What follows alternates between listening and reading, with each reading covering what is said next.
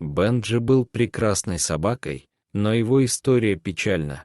Он искал новый дом с раннего возраста и был возвращен в приют 7 раз. Каждый раз, когда его усыновляли, он испытывал огромную радость, но через несколько дней сталкивался с отказом. Люди не объясняли, почему возвращали его, оставляя персонал приюта в недоумении.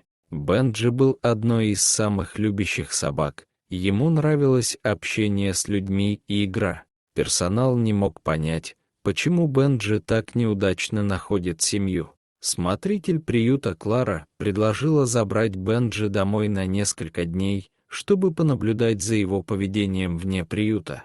А она надеялась, что этот эксперимент поможет выяснить, что не устраивает потенциальных хозяев. Прибыв домой, Клара терпеливо ждала, пока Бенджи выйдет из переноски сам, опасаясь, что он может оказаться трудным питомцем. Это заняло некоторое время, но, наконец, он осмелился выйти наружу.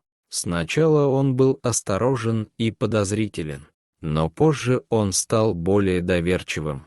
Он бегал по комнате, все обнюхивал, радостно лаял и вилял хвостом, и Кларе определенно нравился Бенджи.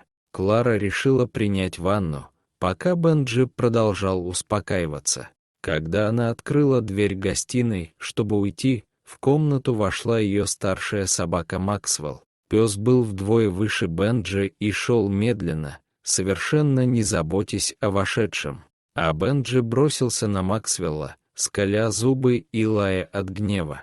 Она выяснила, что предыдущие владельцы возвращали его из-за этой проблемы. Чтобы помочь Бенджи, Клара медленно приучала его к Максвеллу. Сначала Бенджи злился и рычал на старшую собаку, но со временем он привык к его присутствию.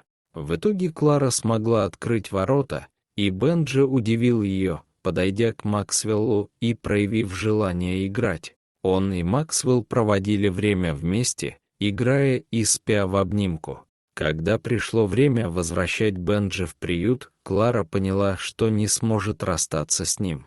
В результате она решила усыновить Бенджи, который стал частью ее семьи и замечательным питомцем, о котором она всегда мечтала. Таким образом, после множества отказов, маленький Бенджи наконец-то нашел свой дом.